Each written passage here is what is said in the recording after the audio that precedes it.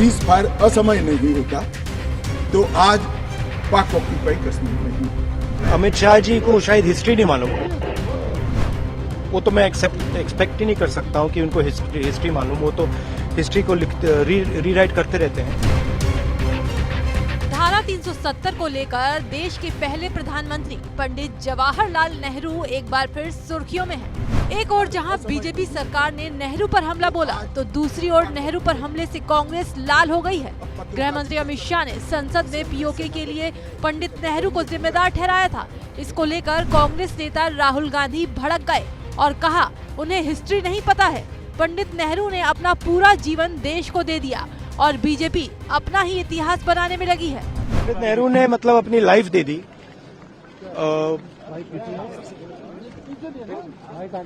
Life दे दी हिंदुस्तान के लिए। सालों जेल में रहे। अमित शाह जी को शायद हिस्ट्री नहीं मालूम, वो तो मैं एक्सपेक्ट ही नहीं कर सकता हूँ कि उनको हिस्ट्री मालूम। वो तो हिस्ट्री को रीराइट करते रहते हैं। ये पूरा का पूरा डिस्ट्रैक्ट करने का है। बता दें कि केंद्रीय गृह मंत्री अमित शाह ने जम्मू कश्मीर में आर्टिकल 370 पर चर्चा के दौरान नेहरू पर जमकर हमला बोला था।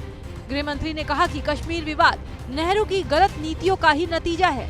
अगर सीज फायर नहीं होता तो आज पीओके नहीं होता। एक बात सर्वविदित है, अगर असमय सीज फायर नहीं होता, सीज फायर असमय नहीं होता तो आज पाक ऑक्यूपाई कश्मीर नहीं होता।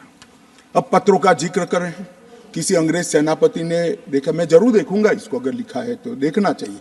परंतु अफसर कुछ भी कहे, देश का प्रधानमंत्री का देश की जमीन के लिए संवेदनशीलता होना चाहिए या नहीं होना चाहिए? मान्यवर, इतना छोटा सवाल है।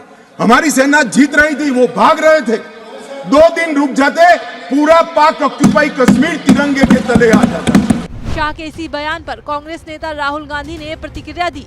साथ ही जनजातीय जनगणना समेत कई मुद्दों पर घेरा। राहुल ने कहा, असली मुद्दा जातीय जनगणना, भागीदारी और देश का धन किसके हाथों में जा रहा है, ये है। इस मुद्दे पर ये लोग चर्चा नहीं करना चाहते, इससे डरते हैं, भागते हैं।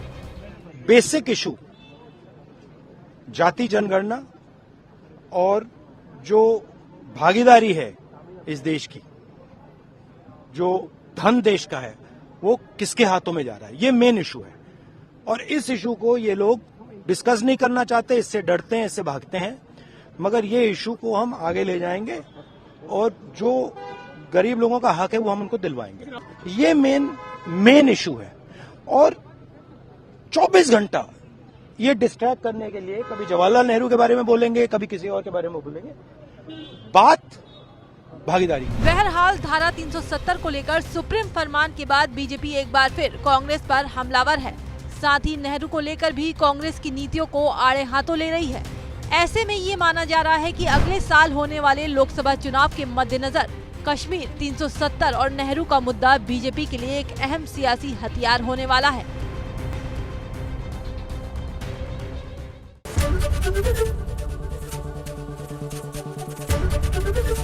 एबीपी गंगा, खबर आपकी, जुबान आपकी।